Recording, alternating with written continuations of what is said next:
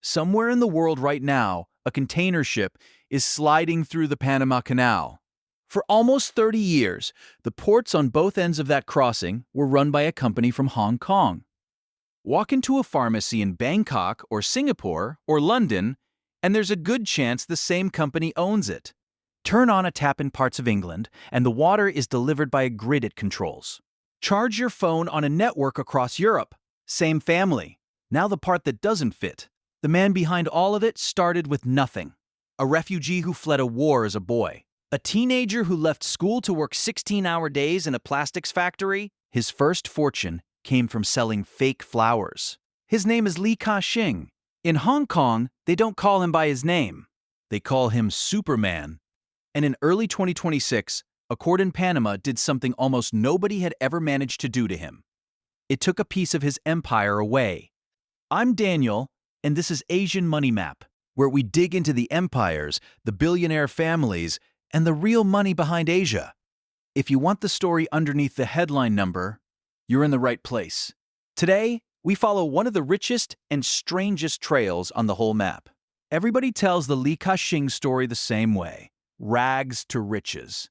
Refugee to richest man in Asia. The plastic flowers, the property, the $100 billion empire he handed to his son? It's a good story. It's also the wrong one. Because if you actually follow the money, decision by decision, deal by deal, you notice something strange. The moves that made Ka-shing a legend were almost never about building. They were about leaving. So the question I want to answer today is this. Everyone calls him Superman for what he built. But what if his real gift was the opposite, knowing exactly when to walk away?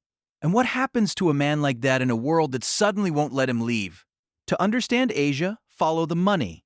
But to understand Asian money, follow the family.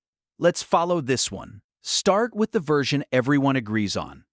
Ka-shing is born in 1928 in Chaozhou in southern China. Teochew family. In 1940, the war with Japan drives them south, and they arrive in Hong Kong as refugees.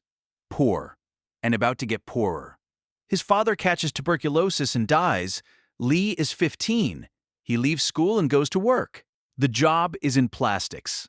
He works 16 hours a day, learns the business from the inside, and in 1950 he starts his own company.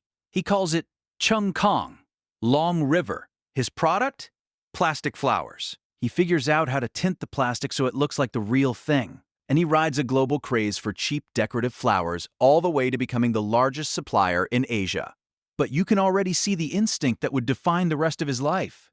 The moment competitors flooded into plastic flowers and the margins began to thin, Lee didn't fight to defend his crown. He took the cash and went looking for the next thing, even at the very start. He was less interested in owning a business than in knowing when to move on from one. That's the rags to riches headline. Boy sells fake flowers. Becomes billionaire. Roll credits.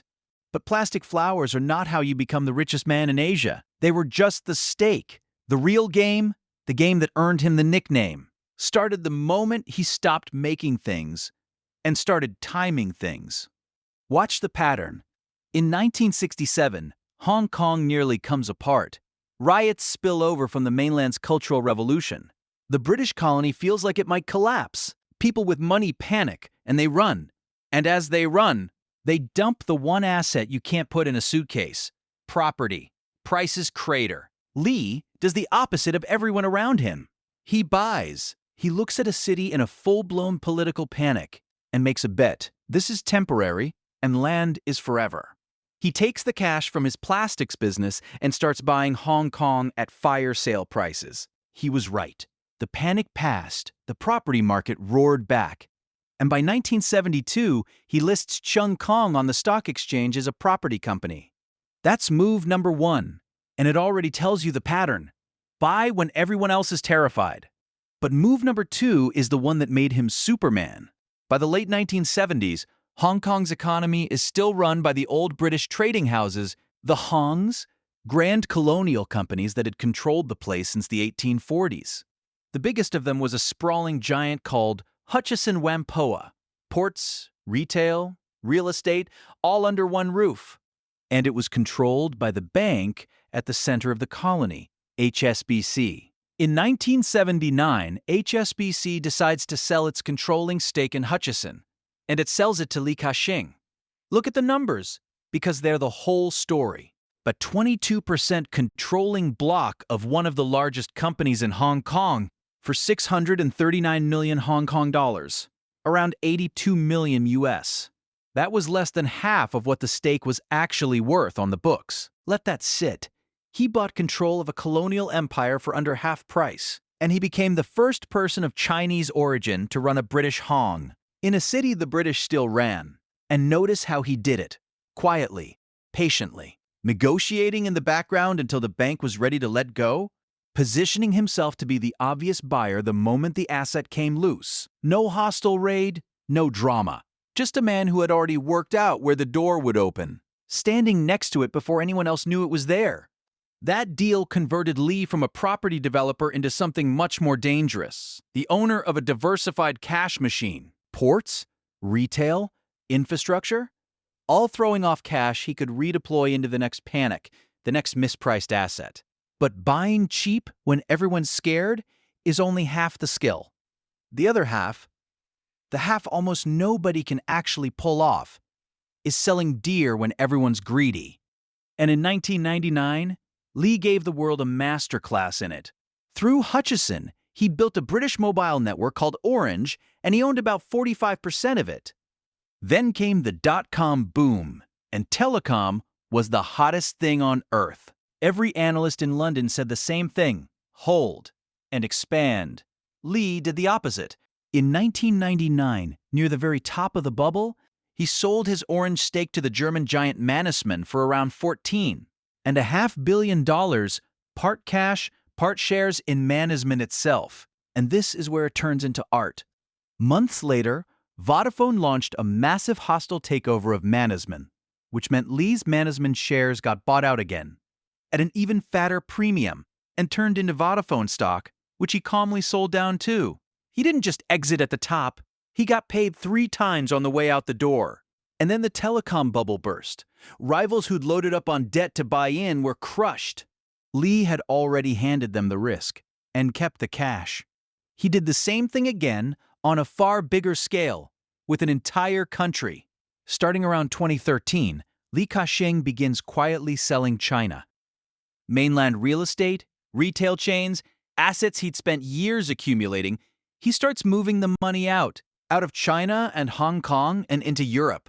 Water companies in Britain, power grids, gas networks, the unglamorous infrastructure that entire countries depend on. And the reason was hiding in plain sight in the math. Chinese property prices had climbed so fast that the actual rental yield, the real cash a building throws off, had sunk to 2 or 3%, below what it cost him just to borrow the money. When an asset only pays off if the next buyer pays even more, it stops being an investment and turns into a bet. Lee doesn't make bets, so he sold. In mainland China, the reaction is fury. State-linked media brand him a traitor. The old word for it is maiban, a sellout who serves foreign interests. In 2015, a piece tied to state media runs under a headline that says everything. Don't let Li Ka-shing run away. He's pulling capital out of the motherland, just as Beijing wants everyone all in. Today, over half of his flagship conglomerate's revenue comes from Europe. Mainland China and Hong Kong combined account for around 12%. He didn't just diversify, he got out. Years before the Hong Kong property market cracked, years before China's slowdown, years before the politics turned. They called it buy west, sell east. I'd call it what it is. A man who is always heading for the exit before the crowd even notices there's a door. And that's the tell. Running under every one of these moves, Lee doesn't fall in love with assets. He rents them from the market, and the second the market overpays, he hands them back and pockets the difference. So what does the empire actually look like now? Follow the structure, because the structure is the power. At the top sits the family, the Lee family, controlling everything through trusts and a foundation, holding roughly 30% of the main company. Not 100%. They don't need 100%.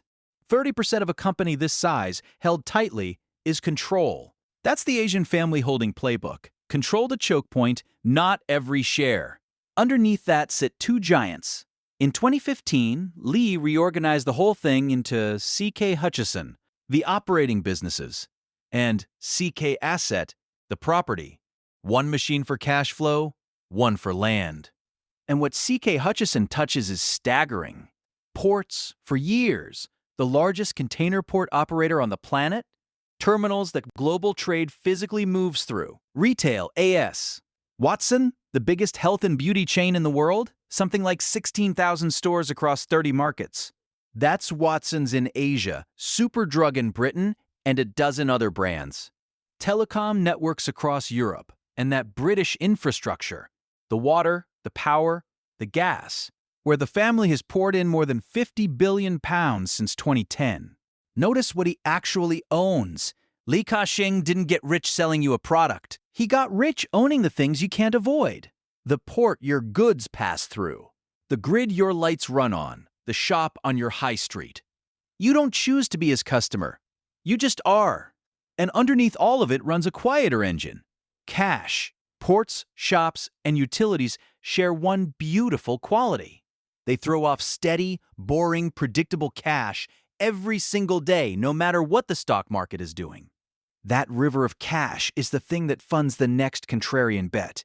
It's what lets Lee sit on his hands for years, if he has to, and wait until an asset gets cheap enough, or a seller gets scared enough, or a buyer gets greedy enough. Patient money is the weapon. The dull businesses are what buy him the freedom to be brilliant about timing. Most people see a collection of ports and pharmacies. I see a war chest with a very calm man sitting on top of it, waiting. And then there's succession, because with Asian money, it always comes back to the family. Lee had two sons and he did something clever. He didn't make them fight. The elder, Victor, got the empire, CK Hutchison and CK Asset. The younger, Richard, went and built his own, in telecom and insurance. One heir, one machine, no civil war.